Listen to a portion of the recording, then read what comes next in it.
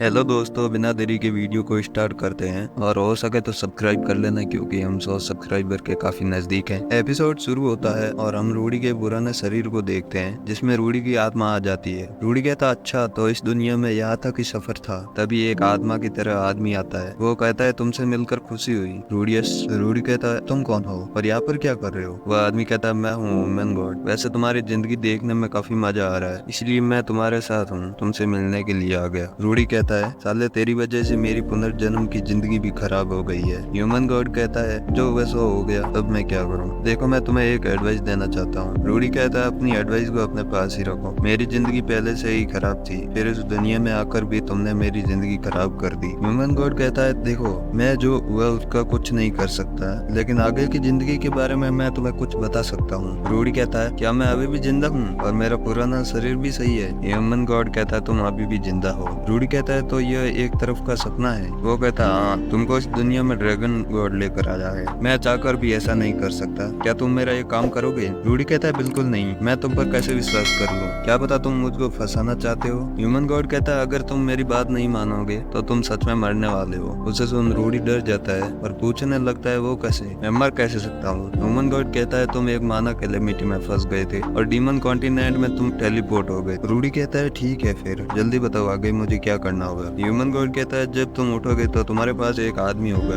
उस पर तुम्हें भरोसा करना होगा और उसकी हेल्प करना जितनी तुमसे हो सके। और फिर ह्यूमन गॉड वहाँ से गायब हो जाता है और दूसरी तरफ रूडी नींद से जाग जाता है। इधर उधर देखने पर एरिस उसको सोई हुई मिलती है। रूडी कहता है शुक्र है हम जिंदा हैं। तभी वो गिलेन को ढूंढने के लिए खड़ा होता है तो उसे अंधेरे में एक आदमी दिखाई देता है जिसके सिर पर लाल मोती व हरे बाल होते हैं, जिसे देख रूडी डर जाता है क्योंकि वो आदमी सुपर्ड होता है। सुपर्ड एक डीमन की जाति है। उसे देख रूडी इतना डर जाता है कि रूडी के पैर भी उसके साथ छोड़ देते हैं, जिससे रूडी नीचे गिर जाता है। रूडी उस पर अपने वांड से हमला करने वाला होता है, तभी वो आदमी अपना मुंह फेर लेता है, जिसे देख रूडी उससे बात करने लगता है तो सुपर्ड चौंक जाता है क्योंकि आज से पहले किसी इंसान ने उससे बात नहीं की थी। रूडी डीमन गॉड भाषा से उसे समझाने लगता है। सुपर्ड कहता है मुझे तुम लोग आसमान से गिर रहे थे और मैंने सुना है इंसान के बच्चे बहुत कमजोर होते हैं, इसीलिए मैंने ठंड से बचाने के लिए आग जलाई है। रूडी कहता है आपका बहुत बहुत धन्यवाद हमें बचाने के लिए। क्या आपको वहाँ पर एक बीस्ट लेडी भी मिली थी? सुपर्ड कहता है वहाँ पर मुझे तुम दोनों ही मिले, जिसे सुन रूडी उदास हो जाता है। सुपर्ड कहता है क्या तुम्हें मुझे देख कर डर नहीं लगा? रूडी कहता है बचाने वाले से डरना गलत होगा। सुपर्ड कहता है तुम काफी अनोखे हो। तभी रूडी कहता है मैं हूँ रूडी ग्रेरेट, जिसे सुन सुपर्ड कहता है मेरा नाम है रुइजर्ड सुपर्डिया। रूडी रुइजर्ड के पास जाता है और पूछता है क्या मैं यहाँ पर बैठ सकता हूँ? जिसे सुन रुइजर्ड आमे से रिलाता है। रूडी पूछता है ये कौन सी जगह है? रुइजर्ड कहता है डीमन कॉन्टिनेंट का उत्तरी हिस्सा, हम इसे सिर्फ डीमन कॉन्टिनेंट ही बुलाएंगे। रूडी कहता है हम काफी दूर आ गए हैं। रुइजर्ड पूछता है तुम दोनों यहाँ पर कैसे आई? रूडी कहता है हम गलती से एक माना कैलेमिटी में फंस गए इसीलिए यहाँ पर आ गए। रुइजर्ड कहता है चिंता मत करो, मैं तुम्हें तुम्हारे घर तक जरूर पहुँचा दूंगा। वैसे मैंने तुम दोनों को यहाँ छोड़ दिया तो सुपर रेस की बदनामी होंगी, वैसे भी हमारी जाति की पहले से ही काफी बदनामी हो रखी है। तभी एक चीख सुनाई देती है। हम देखते हैं एरिस जाग गई होती है और उसके अंजर पंजर ढीले हो रखे थे क्योंकि उसने सुपर्ड को देख लिया था और वो अपनी चादर ओढ़कर जमीन से घिसकते हुए एक जगह पर जाकर गिलेन को बुलाने लगती है और रोते हुए रूडी से माफी मांगने लगती है कि मुझे माफ कर देना, मैंने तुम्हारा वादा तोड़ दिया और तुम्हें मारा भी। रुइजर्ड कहता है ये तो एक नॉर्मल रिएक्शन है। रूडी कहता है तो क्या मैं ही एबनॉर्मल था? रुइजर्ड कहता है हाँ बस तुम ही एबनॉर्मल थे। फिर हम देखते हैं एरिस अपने पैरों पर भी खड़ी नहीं हो पा रही थी डर के कारण और लड़खड़ाते हुए कहती है आपसे मिलकर अच्छा लगा। और मैं आपको बता दूं रुइजर्ड को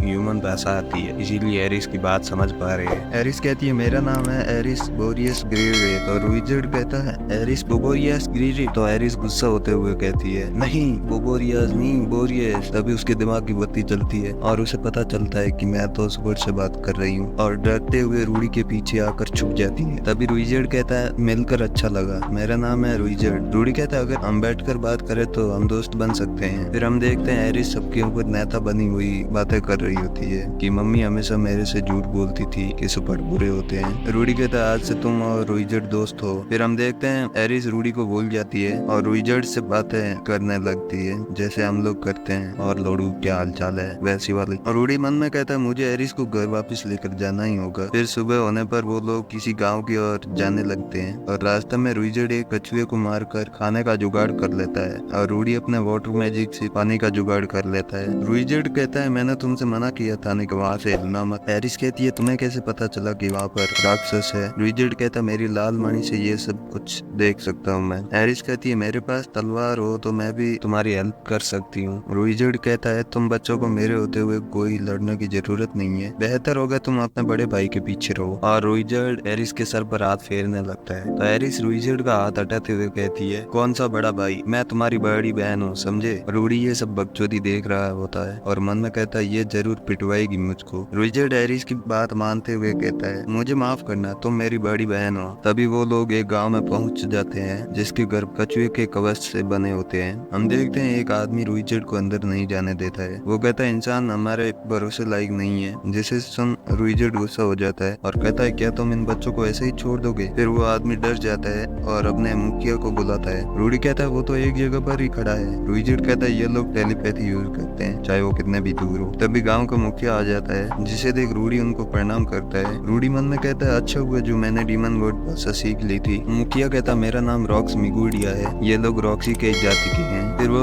मुखिया रूडी के गले में पहने हुए लॉकेट का पूछता है कि ये तुम्हारे पास कहाँ से आया। रूडी कहता है ये मेरी टीचर ने दिया था मेरे को, रॉक्सी मिगुडिया। ये नाम सुनकर वो दूसरा आदमी चौंक जाता है और कहता है वो मेरी बेटी है। जिसे सुन रूडी की बत्ती गुल हो जाती है क्योंकि वो रॉक्सी का भाई जैसा ही लग रहा था। और रूडी मन में कहता है रॉक्सी के मम्मी पापा यहाँ पर रहते हैं। वो लोग गांव में जाते हुए बातें करते हैं जहाँ पर रूडी कहता है यहाँ बहुत सारी रॉक्सी है। रॉक्सी के पापा कहते हैं हमने रॉक्सी से 20 साल से बात नहीं की है जब से उसने यह गाँव छोड़ा है। रूडी कहता है मिगुड कितने साल तक जीते हैं। रूडी कहता है 200 साल तक और रॉक्सी इस साल 44 की हो गई है। क्या रॉक्सी ठीक है और वो अभी कहाँ पर रह रही है। रूडी कहता है वो तो ठीक है और अभी सिरान किंगडम में। फिर वो लोग रात को खाना खाते हैं जहाँ पर रूडी को खाना कुछ जच नहीं रहा होता है। फिर वो बातें करते हैं कि अभी हमें क्या करना चाहिए। तभी एरिस को नींद आने लगती है और वो रूडी की गोदी में सो जाती है, जिसे देख रूडी काफी खुश हो रहा होता है। गांव का मुखिया पूछता है अब हम क्या करेंगे। रुइजर्ड कहता है मैं इनके साथ ही रहूंगा, मैं इनको घर तक पहुंचा कर ही रहूंगा। जिसे सुन वो मुखिया कहता है तुम जाओगे कैसे, तुम्हें पता है ना तुम शहरों में नहीं जा सकते। रुइजर्ड कहता है कुछ भी हो जाए मैं इन्हें घर तक छोड़ कर ही आऊंगा,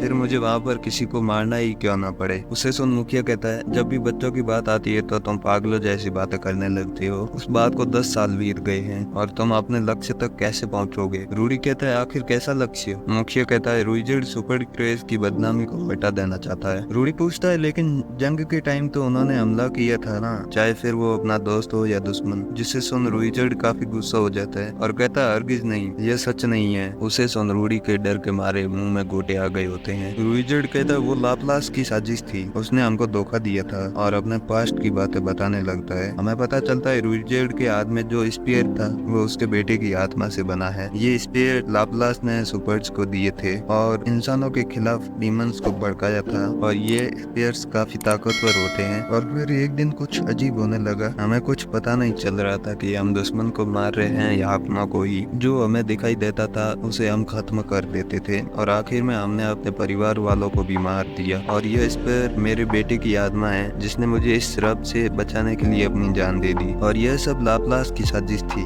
मुझे टीम का लीडर के तौर पर इस बदनामी को खत्म करना ही होगा। रूडी मैन में कहता है 400 सालों से ये अकेला ही है। रूडी रुइजर्ड से कहता है मैं इंसानी बच्चा होने के खातिर आपकी थोड़ी बहुत हेल्प कर ही सकता हूँ, ये मेरा वादा है। अगली सुबह वो लोग गांव से जाने लगते हैं तो वहाँ पर रॉक्सी के मम्मी पापा आते हैं। रूडी पूछता है ये औरत कौन है। रिन कहता है ये मेरी पत्नी है, इसका नाम रुकारी है। ये सुन रूडी कहता है आप तो अभी भी जवान है। ये सुन रुकारी कहती है इतनी भी तारीफ मत करो, मैं इस साल 102 साल की हुई हूँ। वो लोग कहते हैं अगर तुम्हें रॉक्सी मिले तो उससे कहना वो हमसे मिलने जरूर आए। रूडी कहता है जरूर, क्या मैं आपको ससुर जी बुला सकता हूँ। रिन कहता है ना मुन्ना ना, अभी नहीं, टाइम बाकी है। फिर वो लोग एक तलवार और कुछ पैसे रूडी को देते हुए कहते हैं रॉक्सी के बारे में बताने के लिए तोहफा समझकर इसे रख लो। फिर वो लोग वहाँ से निकल जाते हैं। रूडी एरिस को वो तलवार दे देता है। रूडी मन में कहता है मैं रुइजर्ड की हेल्प करने वाला हूँ, वो हमारी शहरों के बाहर रक्षा करेगा और हम शहरों के अंदर उसकी रक्षा करेंगे। और वो लोग सफर पर निकल जाते हैं। एपिसोड यहीं पर एंड हो जाता है। हो सके तो सब्सक्राइब कर देना, हम लोग 100 सब्सक्राइबर के काफी नजदीक हैं। बाकी चिल करो और गुड बाय।